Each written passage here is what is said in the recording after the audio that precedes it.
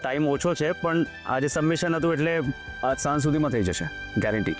અને હા, કોઈ પણ હેલ્પની જરૂર પડે તો રોની અહીંયા જ છે.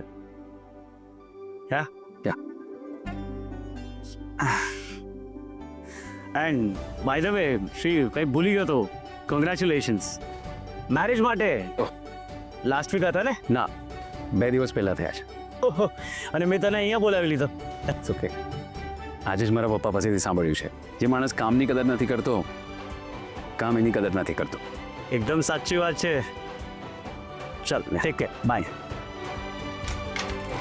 હા રોની, તું પણ જઈ શકે છે. કંઈ કામ હશે તો બોલાવીશ.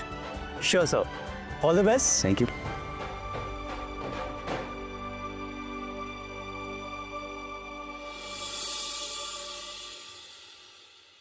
નાના શેઠે ખાલી નાસ્તો કર્યો છે. બપોરે ભૂખ લાગશે ને એમને બહારનું ભાવતું નથી. બસ હવે કોઈ કેમને આ પૂછાઈ દે તો સારું. તું છે ને, જા જઈને પહોંચાડી દે. હા, કંકુડી વિના તો ત્યાં સુધી લાંબુ કોઈ થવાનું. એટલે એમ તો કંકુ કોઈ કામની ના નથી પાડતી, પણ રાજકોટના રસ્તા કંકુ ઘરથી ક્યારેય બહાર નથી નીકળીને, એટલે એને મળશે નહીં. મેપ! અરે આજકાલ તો મોબાઈલ વાળા મેપડા આવી ગયા છે ને, તો સટાસટી ત્યાં પહોંચી જશે. જ્યોતિ, તું ભૂલી ગઈ, આ રિયાની કંકુ છે. એને મોબાઈલ ચલાવતા ક્યાં આવડશે, અને એની પાસે તો મોબાઈલ પણ નથી. અરે હું તો ભૂલી જ ગઈ હતી. તો કંકુ નહીં પહોંચી શકે. અને ધારો કે એ ત્યાં પહોંચી જાય તો પછી શ્રીભાઈ એના કલીગને શું કહેશે કે ઘરવાળી ટિફિન લઈને આવી છે કે કામવાળી? હાય બાપા, તો શ્રીભાઈની સામે ધર્મ સંકટ ઊભું થઈ જશે. આની સામે નોકરાણી કહેશે તો આનું ડાચું ચડી જશે ને બૈરી કહેવાનું શ્રીભાઈને ગમશે નહીં. પેલું કે ને, સલવાણી માતા ગરબે રમે.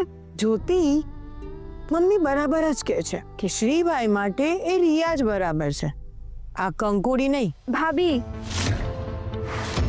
શું કામ કંકુને ખોટે ખોટે ટોન્ટ મારો છો? ટોન્ટ મારું છું એ વાત સાચી, પણ ખોટે ખોટા એ વાત ખોટી. કંકુ, તો એ બધું મૂક ને જઈને ટિફિન આપ્યો. બેન, મને આ બધું ક્યાં મળશે? હું તને એડ્રેસ આપું છું ને. તું એક કામ કરજે, અહીંયાથી રિક્ષા કરી લેજે, એટલે રિક્ષાવાળો તને ત્યાં પહોંચાડી દેશે. પછી એમને કહેજે કે તે ત્યાં જ ઊભા રહે, એટલે તને ઘરે આવવામાં વાંધો ન થાય. એ પ્રિયા, કંકુડી નહીં પહોંચી શકે. અને જો પહોંચી પણ ગઈ ને તો શ્રીભાઈનો તો વિચાર કર. એ બધાની સામે શું કહેશે?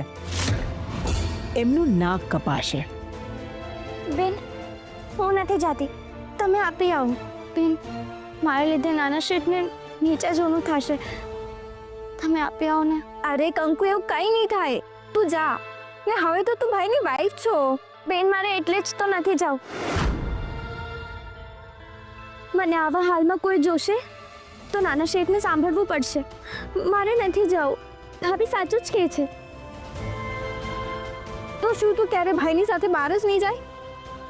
જરૂરી નહીં હોય તો ક્યારેય નહીં જાવ. કંકુ, તું જરાક તો તારા વિચાર બદલ. તને જે નોકરાણી કહે છે એ એમનો પ્રોબ્લેમ છે, તારો નહીં. ને કહેનારા પોતે જ નીચા છે, એટલે એમને બાકી બધા નીચા ને નાના જ લાગે છે. ને કોઈના કહેવાથી તો એવી નથી થઈ જવાની. એ પ્રિયા, તું અમને લોકોને કહી રહી છે? જે કંકુને નોકરાણી કહે છે ને એમને કીધું. તો અમે બંને કહીએ છીએ. બોલ હવે. Thank you. તમે સ્વીકાર તો કર્યો ને. ભાભી, મારે તમને એટલું જ કહેવું છે કે તમારા બે સિવાય કંકુને એવી નજરથી કોઈ નથી જોતું.